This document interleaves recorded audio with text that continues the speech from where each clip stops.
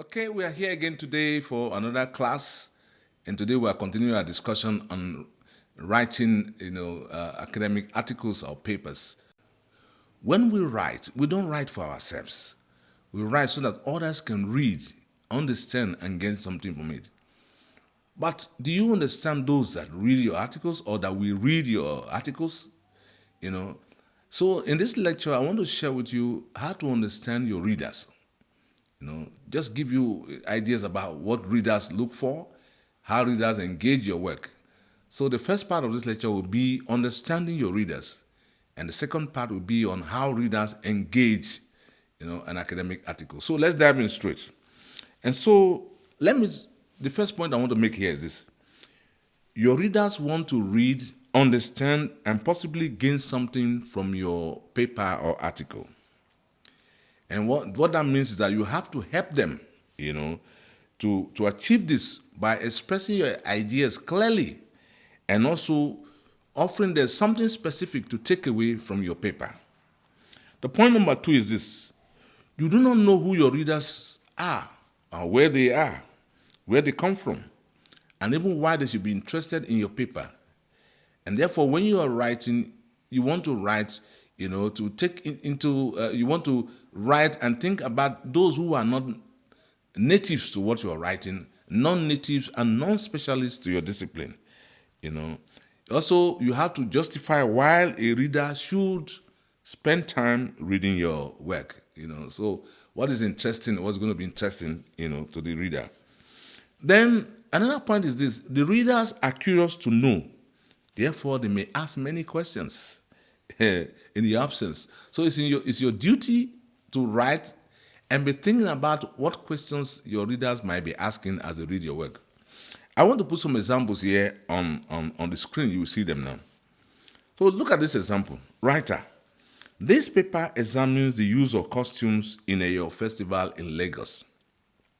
And look at a reader's response. Where on earth is Lagos? What is your festival and why should I be interested? You see that? And now look at the second example. The writer again. In the festival, each masquerade wears a long white gown, a hat, and carry a stick. Look at the reader. The reader says, why are they costumed that way? Any historical or cultural context to this? I'm just imagining how they look. Are there no photos? So this is an imagined reader, So when you write with your readers in mind, what you do is this. In the first case, you say, this paper examines the use of costume in your festival in Lagos, Nigeria, And then talk a bit about the location of Lagos in Nigeria. You can put a map, see map in figure 1 or 2. And then you give a brief about your festival. And then the reader understands, In the second instance, in the festival, each masquerade wears a long white gown, a hat and carry a stick. You just say, see photos in figure 2. So when you put the pictures there, the reader already sees them and he knows how they are costumed.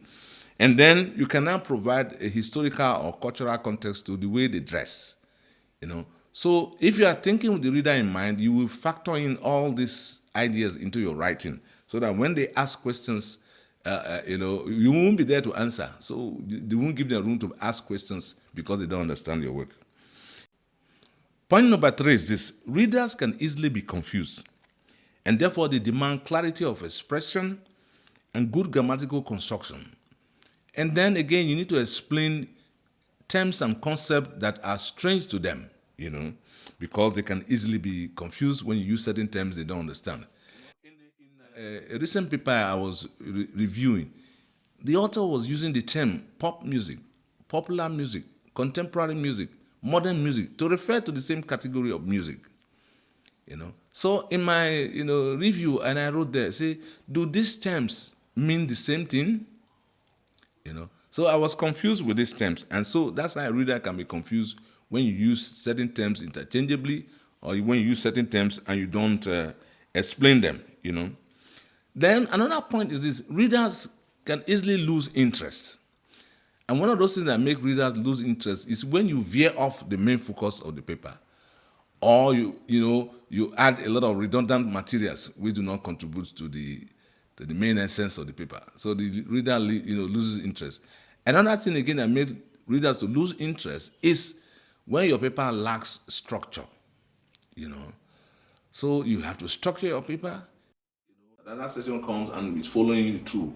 So readers can easily lose interest. It's our duty to arouse their interest right from the abstract to the introduction and to the main body of the paper to the conclusion. Then so readers follow structure, and that's what I said before. Now readers follow structure. Each section flow into the other, and then the introduction, what to expect from the paper, and the conclusion, what to take away, matters so much to the reader. And I want you to spend a lot of time, in writing a very concise and straight to the point introduction that will, arouse the interest of the reader, and a conclusion that will make the reader feel that this time I spent here reading this article is worth it. Then, let me now move on to how readers engage an academic paper. First of all, is to say that readers don't read your article word for word, and read word for word, line by line, then get to the end before they understand. They want to get the general idea of the paper right from the from the title to the abstract to the introduction. They want to get a general idea. What are the issues? What argument is this author advancing? And that's where they can follow you, through to the end. Okay. So readers engage the main issues a paper says has to address, and the central argument that runs through it.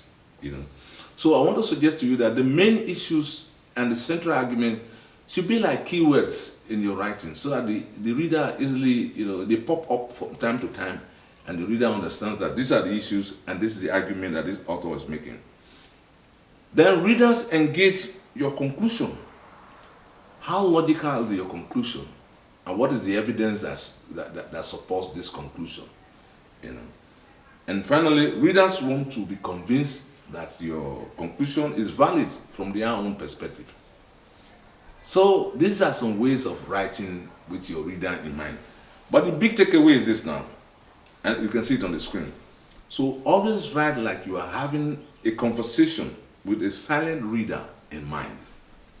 So these are my ideas of how to write an academic paper, an academic article with your readers in mind. I hope you find it useful. In the description below, I've dropped links to some of my papers, my published papers. I'm not the best writer and I'm not the best author, but you can read them and see some ideas, from what is expressed there. You can pick up a few things, and that will help you. So again, keep on sharing, keep on encouraging people to subscribe to this channel, and we'll see you again in another lecture.